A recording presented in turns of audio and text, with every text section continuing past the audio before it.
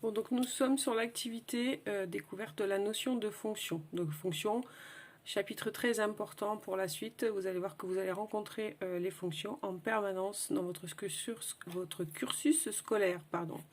Donc là, le sujet qui a été choisi ici, c'est une voiture de course pour laquelle on met des capteurs en fait tout le long du circuit au moment du passage de la voiture. Les vitesses sont notées dans ce tableau. Donc vous avez le numéro des capteurs, la distance parcourue depuis la ligne de départ et ensuite la vitesse en km/h.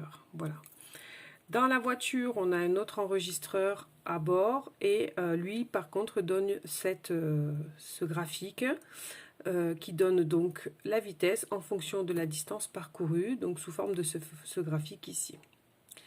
Donc, on vous demande quelles sont les grandeurs qui varient. Donc les grandeurs, vous les avez rencontrées, c'est un mot que vous avez rencontré déjà depuis la 6e. La première grandeur que vous avez rencontrée, c'est par exemple la longueur, le poids, le volume, etc. Ce sont des grandeurs. Des grandeurs, ce sont des objets que l'on peut mesurer, donc qui ont des unités spécifiques. Donc ici, la distance, elle est en kilomètres et la vitesse en km/h. Donc les deux grandeurs qui varient, c'est les deux grandeurs qui sont représentées ici sur le graphique, c'est-à-dire la distance et la vitesse.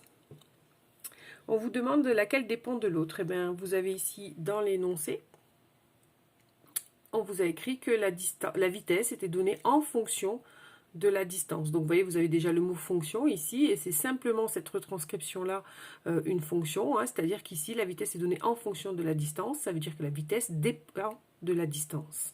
Et donc, quand la distance va varier, la vitesse va elle aussi varier.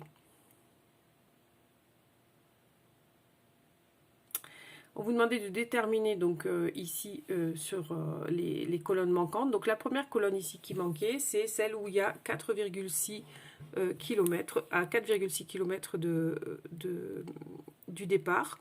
Vous demandez la valeur. Donc la valeur donc c'est 165. Je vous montre comment il faut faire pour la déterminer. La première des choses, c'est de regarder correctement sur votre graphique, en fait, les unités ici sur chacun des axes, puisque comme on est sur une graphique d'une fonction, ils ne sont pas forcément les mêmes. Et c'est le cas ici. Ici, un carreau pour une unité, donc pour 1 km, puisqu'ici, cet axe représente la distance par rapport au départ. Donc ici, un carreau, 1 km. Et puis, vous êtes sur du papier millimétré, vous avez des petites interlignes ici, il y en a 5. Donc, comment on avance dans ces petites interlignes? De 2 dixièmes en 2 dixièmes. 1,2, 1,4, 1,6, 1,8 et 2. Pour ce qui est de l'axe des ordonnées, vous avez un carreau égale 25. D'accord, donc on va compter de 25 en 25. Et puis, chaque petite interligne, pareil, il y en a 5, hein, puisque c'est la même chose. Et donc, ça veut dire que chaque petite interligne vaut 5 km/h. 5, 10, 15, 20, 25. Donc, quand on a fait ça, c'est ce qui va nous permettre de lire sur le graphique correctement. Donc, on vous demandait pour 4,6. Donc, je continue de graduer mon axe de 3, 4, 5 ici. Et puis, de 4, 4,2, 4,4 et 4,6. Une fois que j'ai capté 4,6 ici sur l'axe des abscisses, je remonte le long de mon quadrillage jusqu'à trouver le point d'intersection avec la fonction, avec la courbe, d'accord, de la fonction. Donc, je m'arrête quand j'ai croiser la courbe. Et puis à partir de ce point-là, je vais horizontalement pour aller couper l'axe des ordonnées.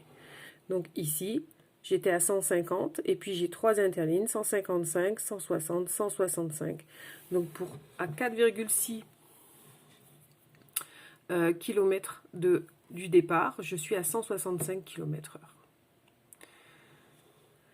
Ici, on vous demandait ensuite de trouver pour 9,4 km. Donc je continue de graduer mon axe, 5, 6, 7, 8, 9, 9,4, donc 9,2, 9,4. Là pareil, je remonte jusqu'à croiser la courbe de ma fonction et je vais horizontalement jusqu'à croiser l'axe des ordonnées. Donc ici j'étais à 25, 50, 75, 100 ici, une petite interligne de plus, 105.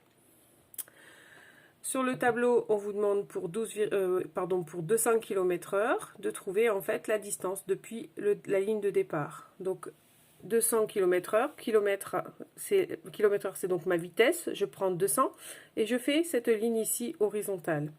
Et vous voyez que quand je fais cette ligne horizontale, les points d'intersection avec ma courbe sont au nombre de 4. Donc je pourrais très bien donner ces 4 valeurs de distance qui correspondraient effectivement à la distance depuis la ligne d'arrivée où la voiture est à 200 km/h. Mais comme on est sur un tableau ici avec des capteurs, et bien ici la distance précédente était de 9,4, donc il faut que je donne une distance qui soit supérieure à 9,4, d'accord, mais inférieure ici à 13. Donc je regarde sur mon graphique, donc ici j'ai une distance à 200 km/h qui est autour de 4, ici autour de 5, 6, et puis ici 9,4 est ici, le prochain point d'intersection avec 200 est ici, donc je vais lire cette distance, elle est de 12,5 km à partir de la ligne de départ. On en a un quatrième ici, mais qui est plus grand, 12,5, ici vous avez 13, donc ici on est à 14, donc on est au-delà. Donc c'est cette réponse-là qu'on attend. Et puis pour 13 km, ben je prends donc 13, je vais de nouveau croiser ma courbe, croiser mon axe des ordonnées, et ici on a 225 km/h. Donc voilà comment on complète ce tableau, et c'est la stratégie qui vous est demandée, c'est-à-dire qu'en fait on va à chaque fois remonter ou partir de l'axe des ordonnées pour croiser la courbe et lire en fait les coordonnées du point ici.